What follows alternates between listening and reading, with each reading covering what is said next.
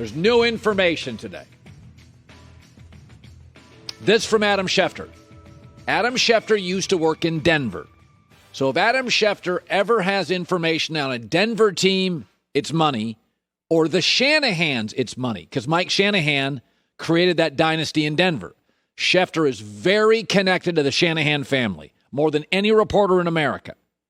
So this information is either true or it's out there for a reason, leaked for a reason. The information from Schefter. As much as the Niners love Mac Jones, and they do, I believe the gap between Mac and other quarterbacks like Trey Lance has been narrowed considerably. I can tell you over the weekend, they did not know who they were going to take. Now, I believe they're going to take Mac Jones. It's not what I would do. But as I told you over the last couple of days, they're protecting their butt. Chicago drafted Mitch Trubisky, went all in, had no interest in Deshaun Watson. Now they look like idiots. Trubisky's a bust. Deshaun Watson's very good. Had Chicago gone in and said, we love them both, it's a 50-50 proposition. Leak this story, but God, Deshaun's ACL. Then the GM and the coach, if they get fired, can get another job and not look like they like Trubisky significantly over Deshaun Watson, which is insane. Just like liking Mac Jones over Justin Fields or Trey Lance to me feels insane.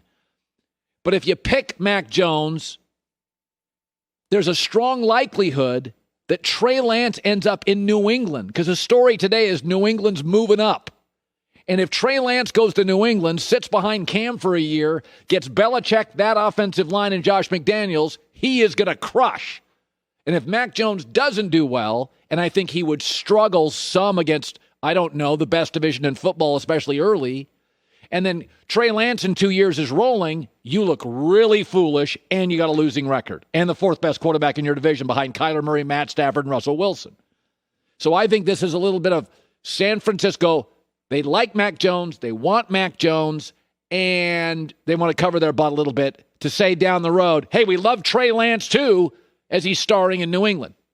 But I want to talk, everybody thinks the risk is taking Trey Lance. I think the risk is Mac Jones. And I'll tell you why. If you're a 49er fan, and I know we all roll our eyes because fans can be emotional. Fan is short for fanatic. But I want you to take yourself into the eyes of a San Francisco 49er fan. The draft is over. It's Monday.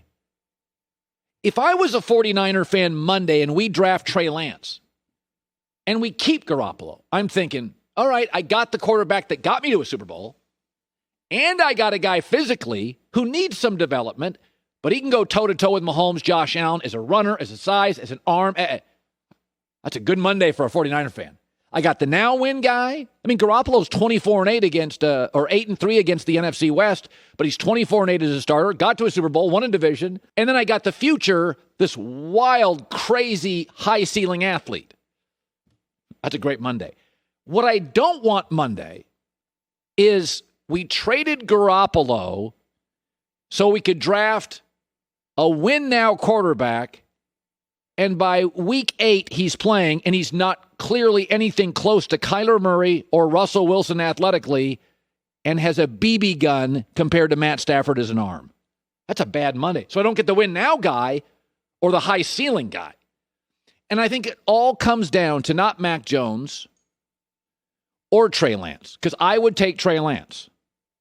Because my belief is Kyle Shanahan's, all 5 of these guys would win with Shanahan. All of them.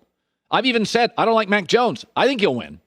You're not going to win the divisions. You're not going to win Super Bowls. You're going to win with Kyle Shanahan. He went with Matt Schaub. He wins with Kirk Cousins. He wins with everybody. He made Matt Ryan an MVP. Okay? He wins with it. All of these guys will work with him. But why would I want a low ceiling? But it doesn't come down to Mac or Trey. It comes down to Jimmy Garoppolo. The Niners, rightly so, are concerned that Garoppolo not only can't stay healthy, he gets hurt in September. And if he gets hurt again, he has no value. Nothing. You can't get anything for him. That's true. But couldn't I argue this? In a world we live in today, where even the Niners give up multiple first-round picks, to draft a college quarterback where they don't know if he'll succeed. Who cares if you don't get anything out of Jimmy Garoppolo?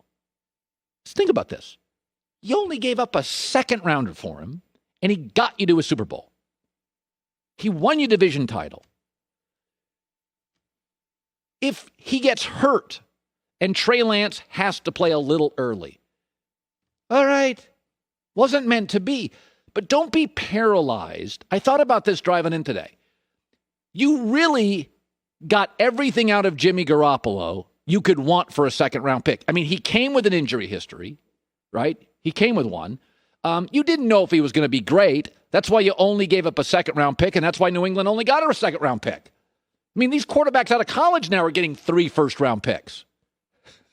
Okay, Jimmy got a second. He got you to a Super Bowl.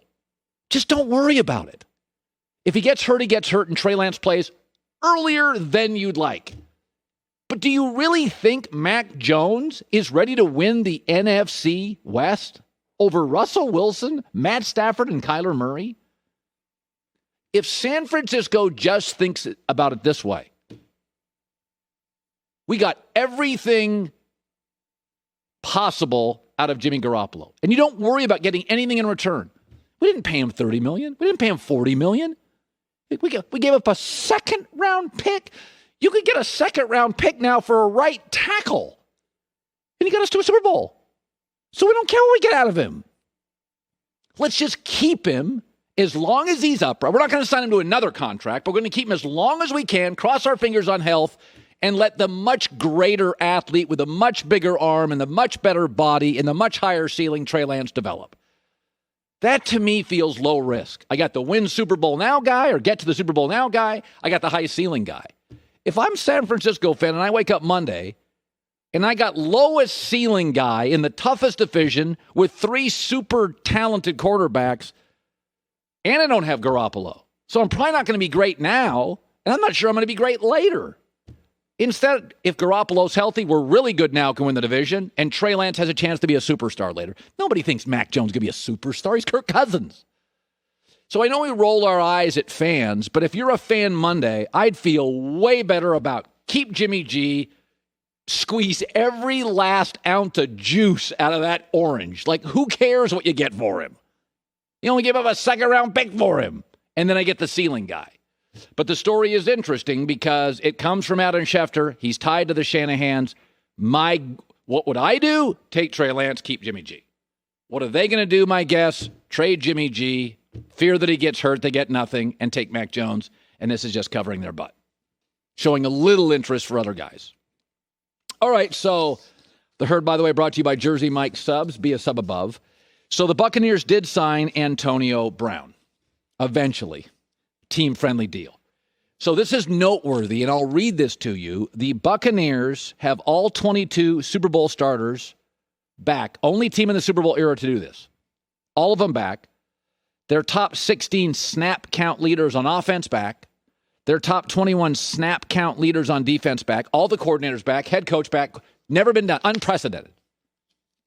And I don't remember the last NFL team that had this many Pro Bowl level players on it, but with no holes. Seattle's got a high-end players, but they got some holes in the secondary. The Rams, again, they got some star players, but they got some holes. The Dallas Cowboys have star players, but a lot of holes in the back end. The 49ers, by the way, great players, but holes. It is virtually, in the last 15 years, I cannot think of a roster that's got stars everywhere and essentially is just drafting for depth.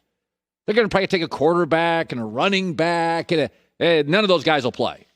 Anybody they draft, not going to play much. This, of course, is the opposite of what Green Bay is willing to do, because Tampa Bay has an advantage. Their history is overwhelmingly briefly great or irrelevant.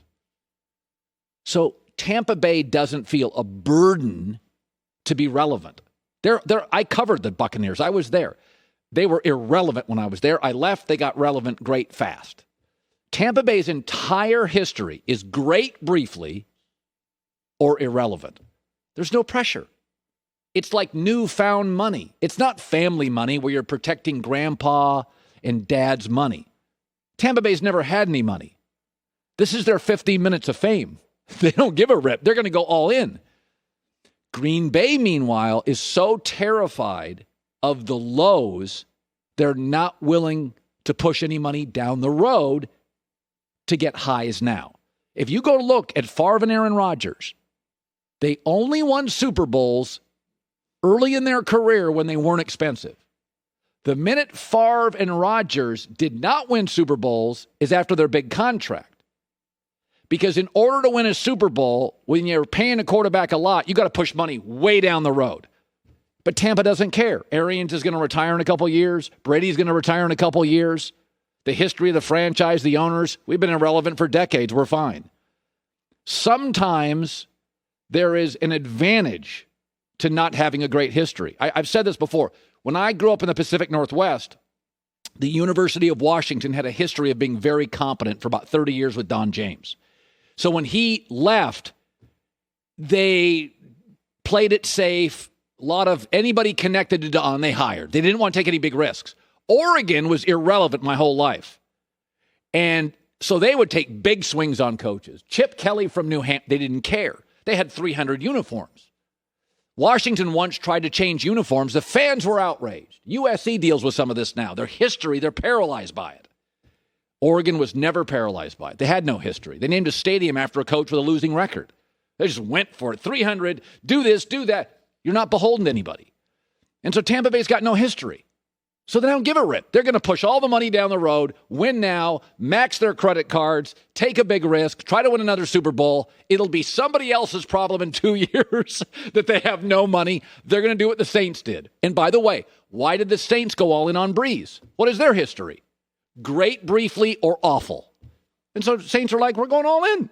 If we win a second Super Bowl with Breeze, we don't have to win a Super Bowl for 10 years. Stadium's packed. But Green Bay has been so competent and so capable for 30 years.